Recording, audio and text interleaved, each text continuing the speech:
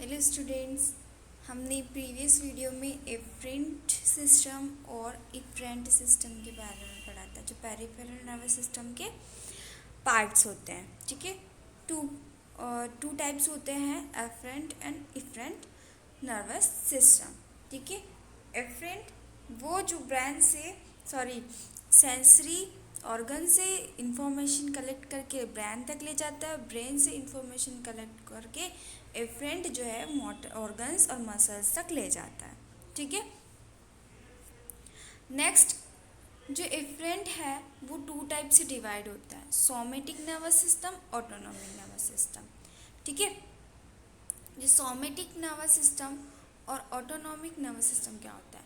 Somatic nervous system is responsible for transmitting sensory information as well as voluntary movements.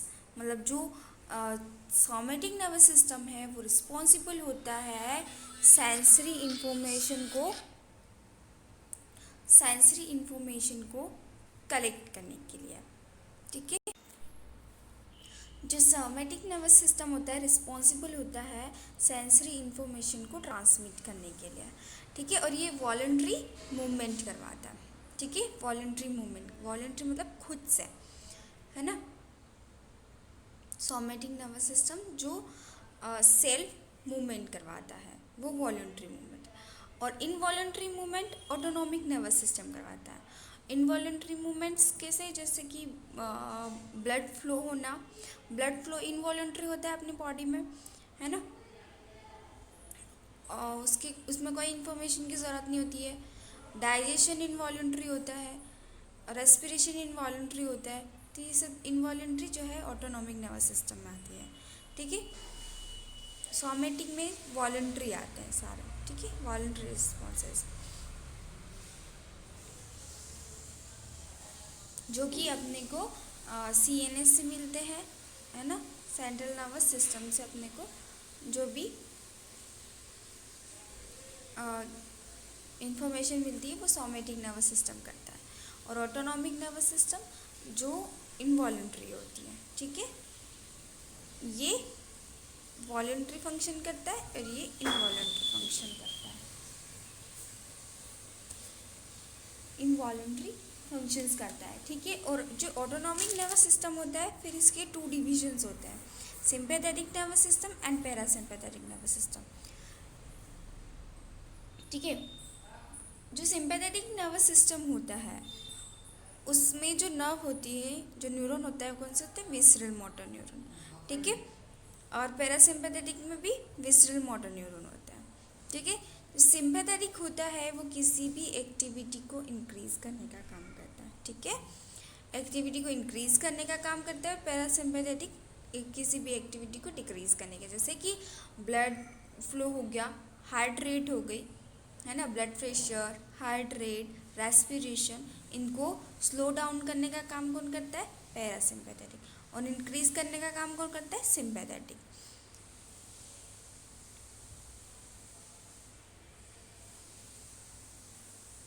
ठीक है, तो जो nervous system होता है, अपन ने स्टार्टिंग से पढ़ा था, नर्वस सिस्टम में क्या होता है? CNS होता है और PNS। CNS मतलब सेंट्रल नर्वस सिस्टम, जिसमें ब्रेन और स्पाइनल कॉर्ड आती है।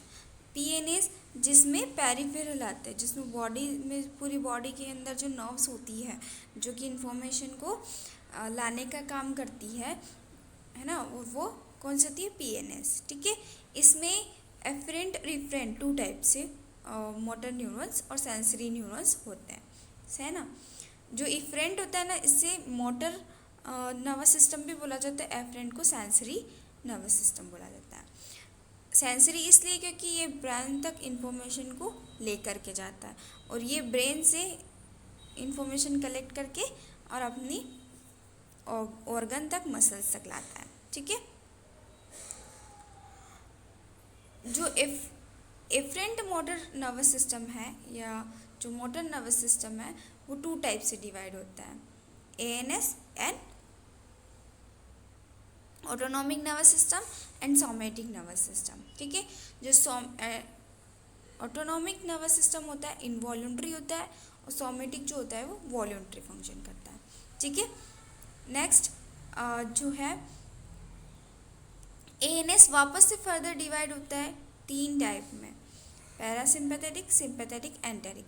एंटेरिक मैंने आपको नहीं बताया है तो आप इसको छोड़ दो, पैरासिम्पैथेटिक और सिंपैथेटिक बताया। पैरासिम्पैथेटिक क्या करता है, एक्टिविटी को इंक्रीज करता है, सॉरी डिक्रीज करता है। एंड सिंपैथेटिक नर्वस सिस्टम जो है वो किसी भी एक्टिविटी को बढ़ाने का काम करता है। इन्वायरमेंट में जैसे भी चेंज होते हैं, जैसे ही इन्वायरमेंट में चेंज होगा और पर्सन की जो एक्टिविटी है वो बढ़ जाती है, जैसे कि ब्लड प्रेशर हो गया, रेस्पिरेशन हो गया, तो ये चीज़ क्या हो जाती है, इंक्रीज हो जाती है। पैरासिम्पैथेटिक उसको मेंटेन करने का काम करता है, फिर डिक्रीज कर, तो इन दोनों का कोऑर्डिनेशन चलता रहता है, ठीक है। इंक्रीज करता है कि कभी एक्टिविटी को, जैसे कि अपने फियर किसी से डर लग रहा है तो एकदम से क्या होता है, पसीना हो जाता है और अपनी रेस्पिरेशन मतलब हाई हो जाती है, बीपी भी हाई हो जाता है, तो फिर वापस पैरासिम्पैथेटिक क्या करता है, उसको डिक्रीज करता है। तो दोनों कोऑर्डिनेशन में काम करते हैं, ठीक है। नेक्स्ट है सेरेब्रम। सेरेब्रम क्या होता है, the cerebrum is composed of 2 hemisphere separate by the groove. जो सेरेब्रम होता है इस टाइप से होता है और सेपरेट होता है ये डीप ग्रूव से। ग्रूव मतलब होता है अ लॉन्ग डीप लाइन।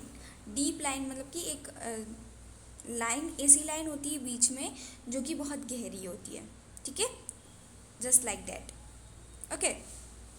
ये क्या है अपना सेरेब्रम है, ठीक है, और इसमें डीप ग्रूव है, ये बीच में जो लाइन दिख रही है ना, ये डीप ग्रूव होता है ना।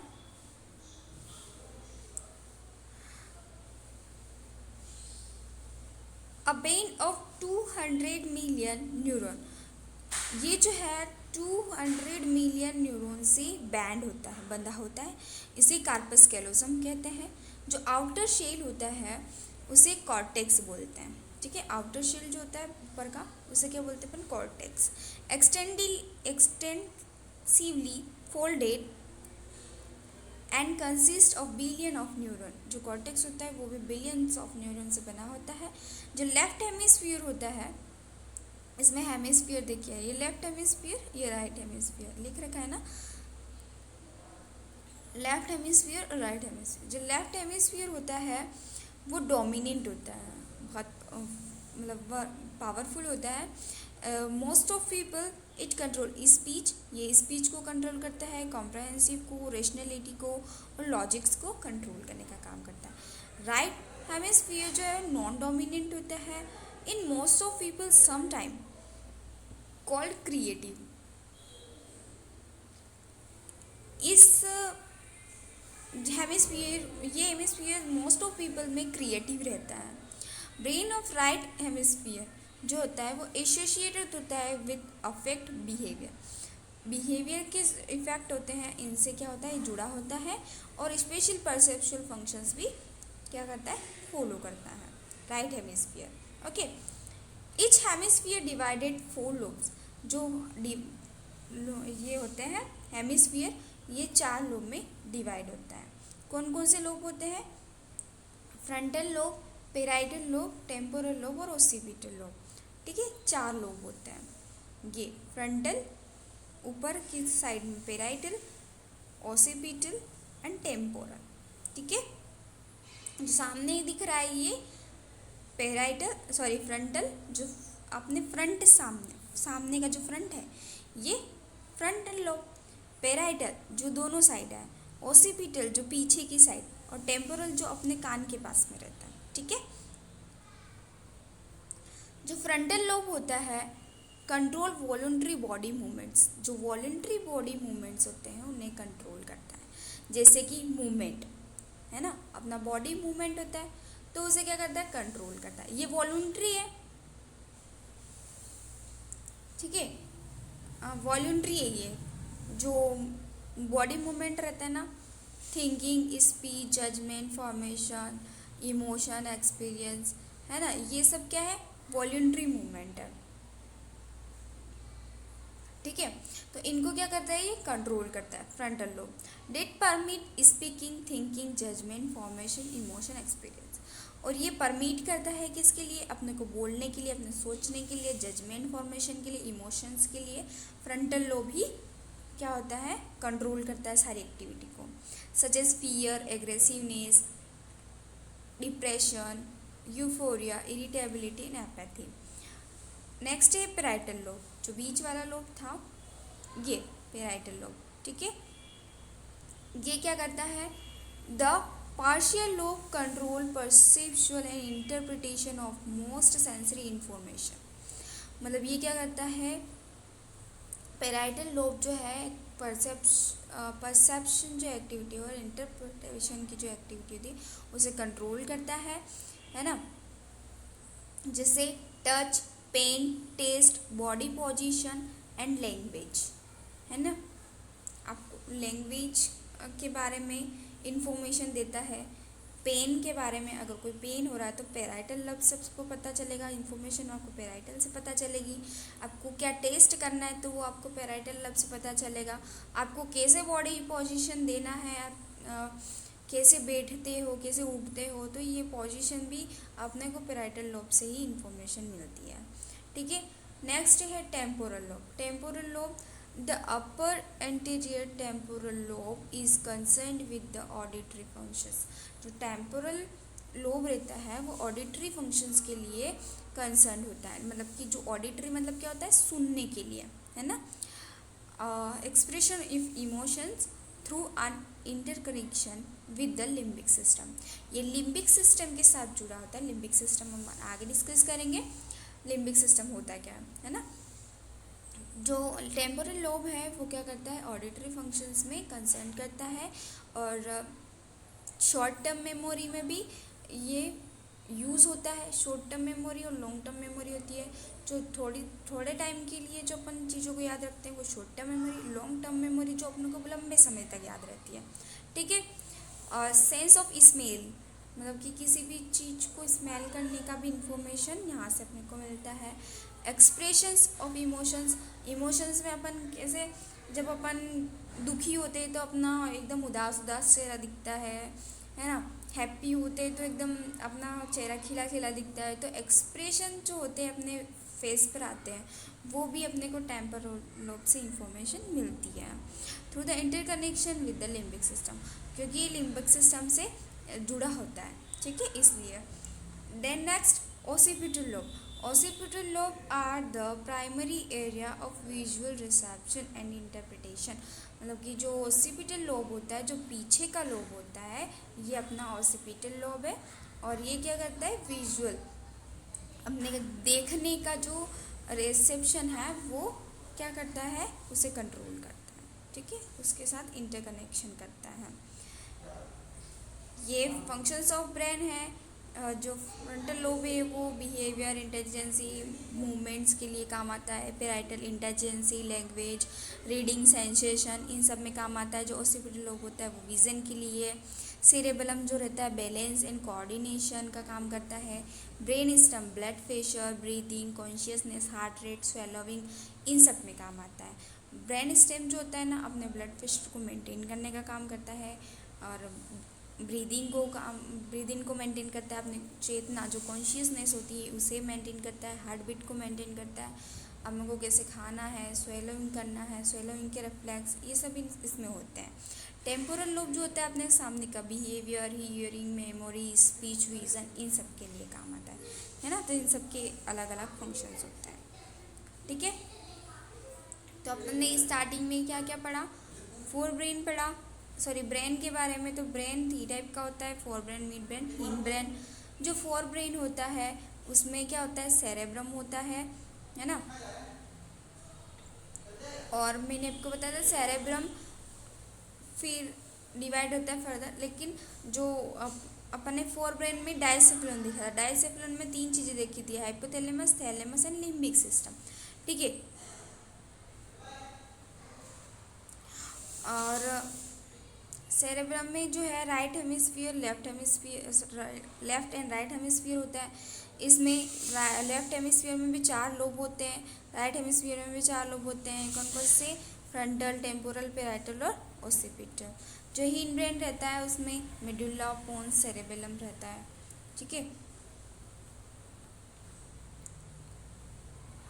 ये सब अपन ने डिस्कस किया था, ठीक है।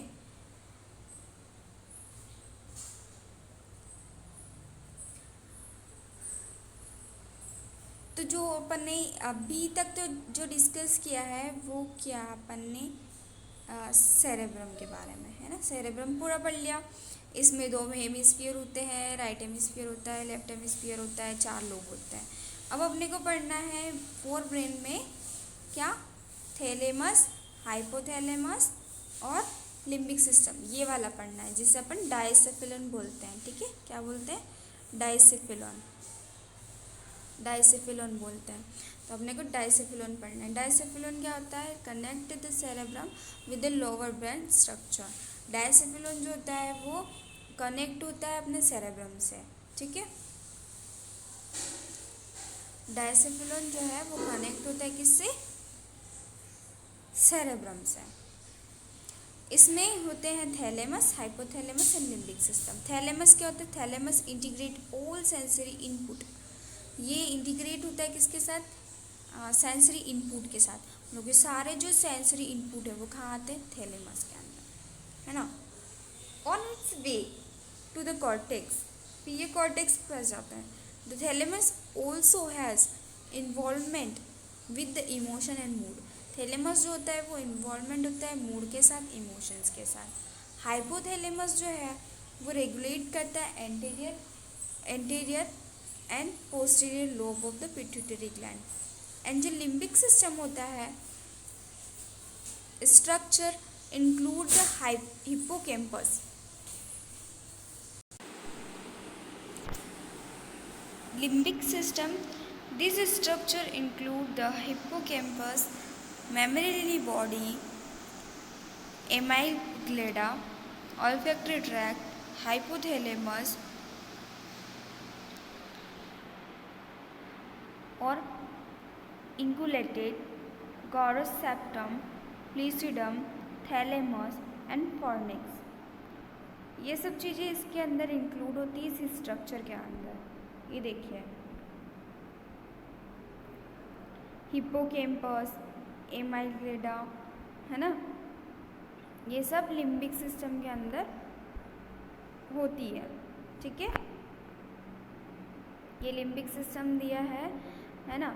ऑल्फैक्टरी बल्ब, एम्ब्लाइडा, कॉर्टेक्स, हिप्पोकैम्पस, है ना, जो आपको बताया, थैलेमस, फर्निक्स, सेप्टम, ये सब लिम्बिक सिस्टम के साथ जुड़े होते हैं। ठीक है, the limbic system which is some time called emotional brain, इसे इमोशनल ब्रेन कहा जाता है ना। क्यों, क्योंकि एसोसिएटेड होता है with fear, anxiety, anger, aggression, love. मतलब सारी कॉग्निटिव प्रोसेस होती है वो सारी इसके साथ एसोसिएट होती है, इस लिम्बिक सिस्टम से ही जुड़ी होती है ना।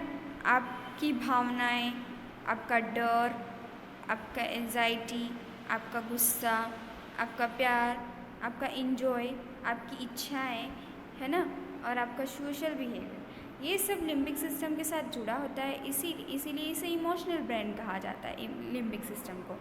ठीक है, क्योंकि ये सारी चीज़ें अपन फील करेंगे तभी तो अपने को, अपन इमोशनली किसी से अटैच होते हैं, और इमोशनली अटैच होते हैं तो अगर कोई पर्सन अपन से, जैसे कि अपन बच्चे होते हैं, वो अभी घर पे पढ़ रहे हैं, घर से फिर 12th के बाद बाहर जाते हैं, तो बाहर पढ़ने के लिए जाते हैं, तो मदर फादर से वो पहले तो इमोशनली अटैच रहता है, फिर बाद में उसे मतलब वो बहुत ही स्ट्रेस उसे होता है बाहर जाने के लिए, और वो फिर इमोशनल हो जाता है ना। तो ये सिस्टम जो है वो लिम्बिक सिस्टम पूरे इस इन कॉग्निटिव प्रोसेस के साथ जुड़ा होता है। ठीक है, लिम्बिक सिस्टम।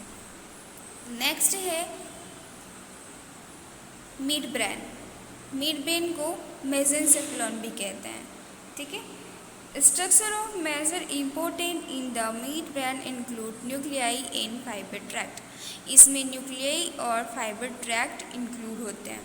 ठीक है, they extend from the pons to the hypothalamus. ये एक्सटेंड होता है कहाँ से, पोन्स से, एंड टू द हाइपोथैलेमस। मतलब कि किसके ऊपर होते हैं, हाइपोथैलेमस और पोन्स से एक्सटेंड होता है।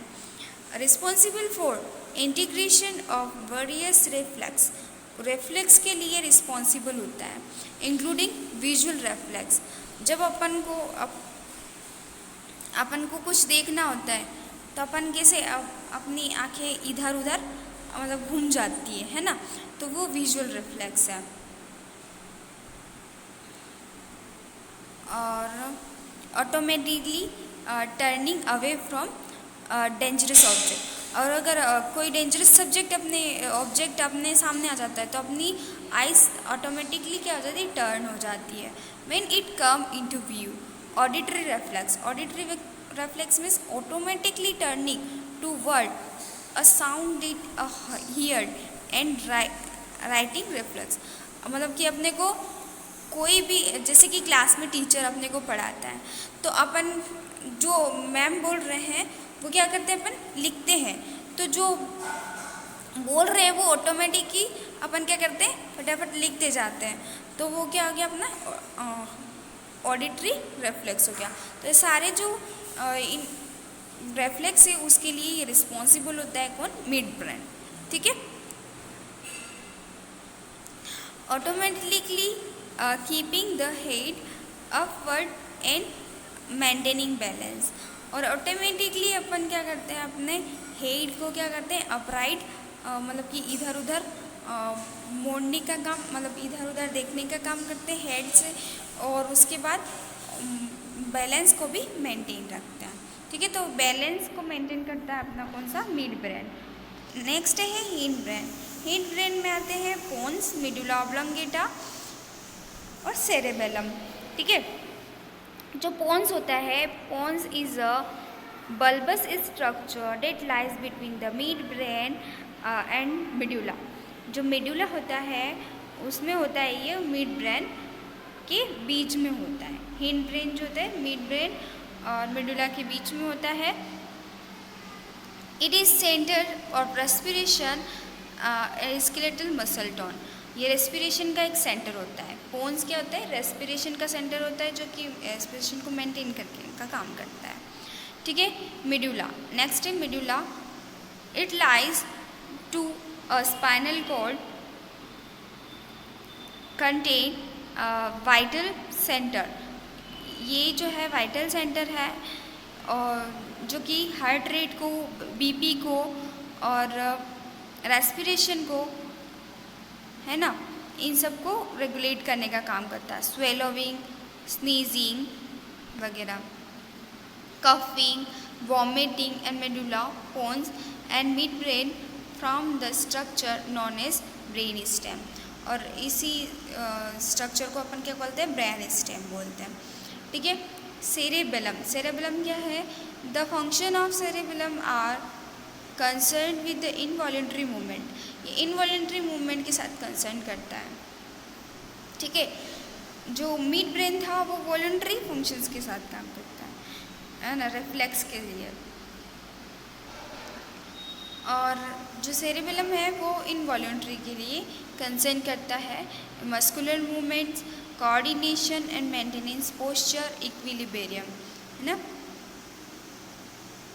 बैलेंस को मेंटेन रखता है, कोऑर्डिनेशन का काम करता है, हाथ का पैर का कोऑर्डिनेशन, जब अपन चलते हैं तो कोऑर्डिनेशन का काम करता है, अपना पोस्चर मेंटेन रखता है और इक्विलिब्रियम मेंटेन रखता है।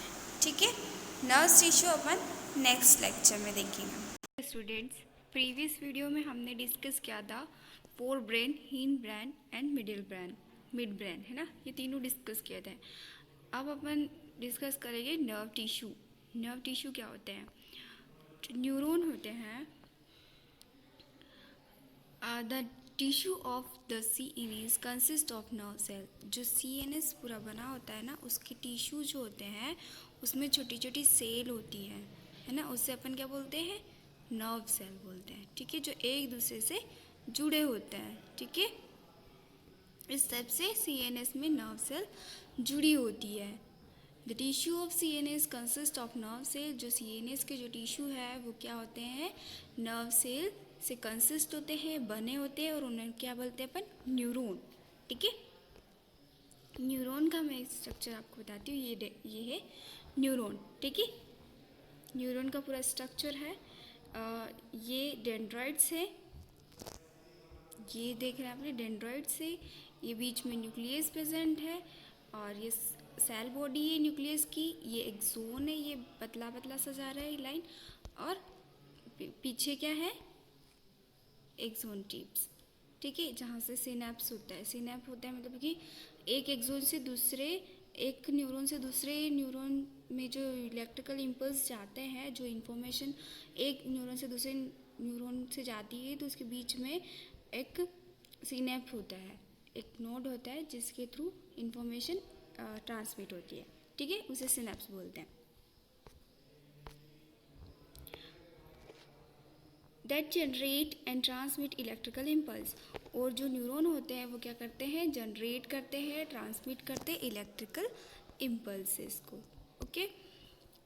The structure of neuron is composed of cell body, जो न्यूरॉन का स्ट्रक्चर होता है, मैंने आपको बताया था, न्यूरॉन का जो स्ट्रक्चर होता है वो कैसे बना होता है, cell body, axon and dendrites. जो आगे का स्ट्रक्चर होता है उसमें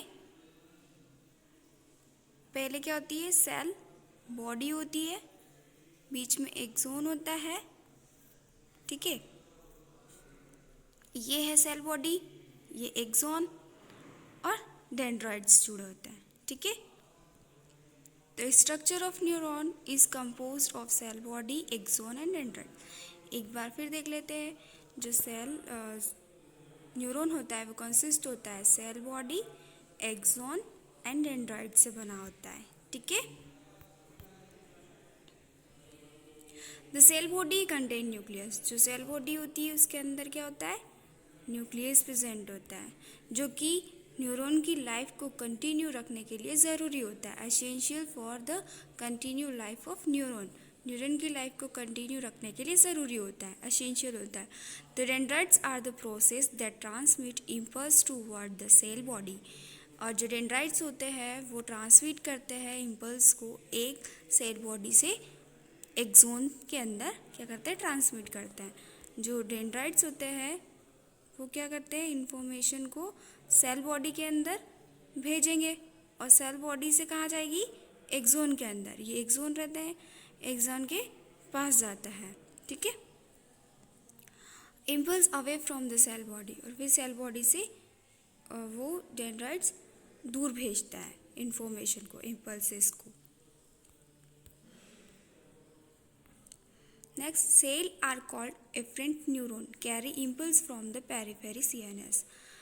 एफरेंट और इफरेंट का मैंने आपको बताया था, जो एफरेंट होता है वो सारे सेंस ऑर्गन से इंफॉर्मेशन कलेक्ट करके कहाँ लाता है, सीएनएस, सेंट्रल नर्वस सिस्टम में सारी इंफॉर्मेशन जो अपने सेंस ऑर्गन्स के साथ देखना, सूंघना, सुनना और टच का, इन सब का जो इंफॉर्मेशन है वो कलेक्ट करके सीएनएस तक ले जाते हैं, सेंट्रल नर्वस सिस्टम तक ले जाते हैं। तो उन न्यूरॉन को क्या बोलते हैं अपन, सेंसरी न्यूरॉन या एफरेंट न्यूरॉन बोलते हैं, ठीक है।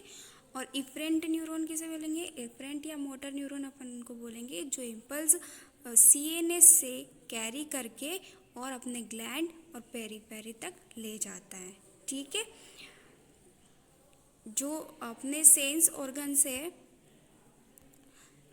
ऑर्गन से इंफॉर्मेशन ब्रेन तक जाएगी, ठीक है, अपने सीएनएस तक जाती है, वो क्या कहलाता है, सेंसरी न्यूरॉन या एफरेंट न्यूरॉन।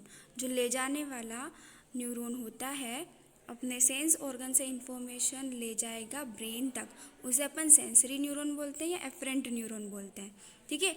अब ब्रेन से इंफॉर्मेशन अपने ऑर्गन्स, ग्लैंड या फिर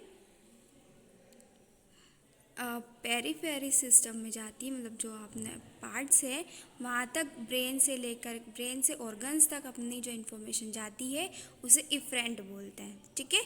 जो सेंस ऑर्गन से ले जाने वाला है सेंसरी न्यूरॉन, और जो वापस ले करके आ रहा है इन्फॉर्मेशन ब्रेन से अपने ऑर्गन्स तक ला रहा है उसे इफरेंट या मोटर न्यूरॉन बोलते हैं, ठीक है, क्लियर। ये देखिए, सेंसरी न्यूरॉन कलेक्ट करके ब्रेन तक इंफॉर्मेशन ला रहा है और ये मोटर न्यूरॉन ब्रेन से कलेक्ट करके अपने नर्व्स टिश्यू तक लेके जाता है। ठीक है, इस डायग्राम में पूरा शो कर रहा है। ये सेंसरी न्यूरॉन है, ये मोटर न्यूरॉन है। ठीक है,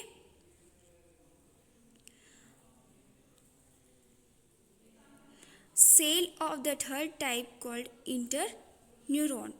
एक और सेल होती है जो थर्ड तीसरे टाइप का होता है, उसे इंटर न्यूरॉन बोलते हैं। Exist electrical with in the CNS comprise 99% of cell nerve cell।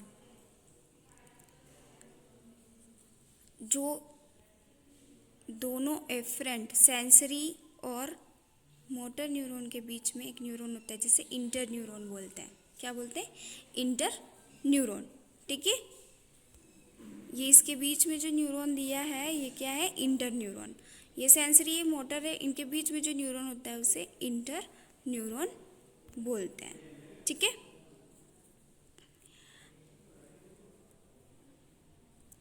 Next, दे में carry only sensory and motor impulse. जो इंटर न्यूरॉन होता है वो दोनों को कैरी करता है, सेंसरी को भी और मोटर को भी। They may serve integrated in the pathway between afferent and efferent neuron.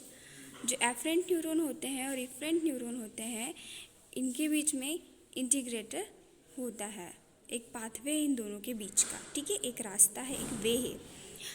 The account in the large part of thinking, feeling, learning, language and memory. जो इंटरन्यूरॉन होता है वो अकाउंट होता है कहाँ का? Thinking, feeling, learning, language and memory का। Okay,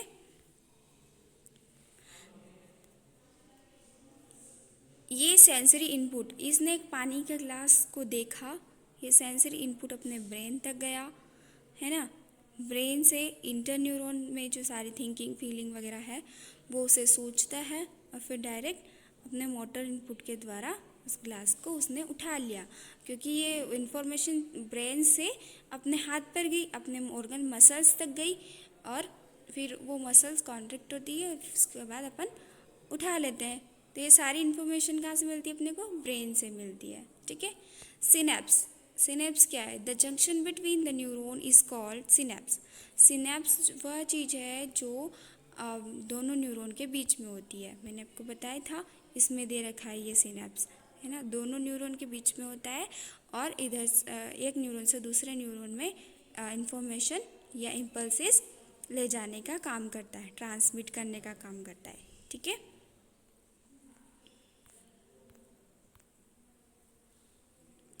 the small space between axon terminal and one neuron and the cell body and or the dendrites।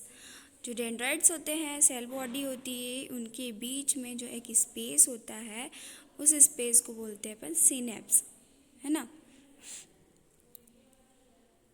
Sorry, इन दोनों के बीच में जो स्पेस होता है ये अपना लास्ट में आ गया सिनेप, और इधर डेंड्रॉइड्स, दूसरे न्यूरॉन का डेंड्रॉइड आ गया। ठीक है, डेंड्रॉइड आ गया, उसकी सेल बॉडी आ गई, उसका न्यूक्लियस आ गया, है ना। तो इनके बीच का जो स्पेस होता है उसे क्या बोलते हैं? सिनेप्टिक क्लेफ्ट बोलते हैं। द जंक्शन, वापस से पढ़ते हैं, junction between neuron is called synapse.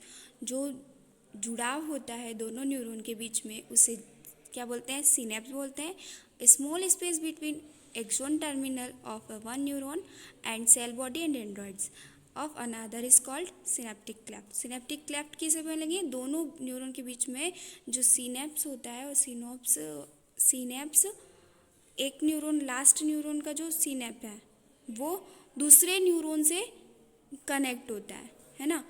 तो उनके बीच में जो स्पेस होता है उसे सिनेप्टिक क्लेफ्ट बोलते हैं। Neuron conducting impulse toward the synapse are called pre synaptic neuron. ऐसे न्यूरॉन जो जुड़े होते हैं उन्हें प्री सिनेप्टिक न्यूरॉन को बोलते हैं। Those conducting impulse away called post synaptic neuron. Pre और पोस्ट दोनों होते हैं।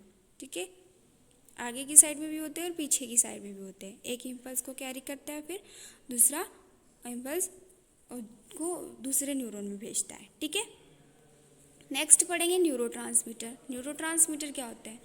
न्यूरॉन के अंदर कुछ केमिकल्स होते हैं जो कि अपने ब्रेन से रिलीज़ होते हैं और वो रिस्पॉन्सिबल होते हैं अपने emotional and behaviour, human being के जो इमोशनल और बिहेवियर होते हैं उन्हें क्या करना, ट्रांसमिट करना।